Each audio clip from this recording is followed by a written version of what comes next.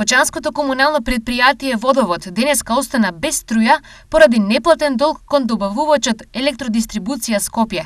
Освен управната зграда, напојувањето беше прекинато и во објектот Стопански двор, во кој се сместени неколку работни единици на предпријатието, а во непосредна близина е и градската капела. Поради специфичноста во работењето, во меѓувреме превземени се активности да се обезбеди напојување со струја за капелата и бензинската пумпа, лоцирана во кругот на Стопански двор, за да можат да функционираат возилата за комунална хигиена. Раководството на комуналното предпријатие денес беше недостапно за медиумите, па немаше кој да објасни колкава е сумата што ја должи и што ќе се превземе за да се надмине состојбата. Инаку, најголемиот дел од енергијата во Водовод се троши за пумпи за црпење вода од бунарите кај селото Грдовци и нејзин транспорт до филтер станицата во Кочани, зашто месечно се плаќаат по околу 1,5 милион денари.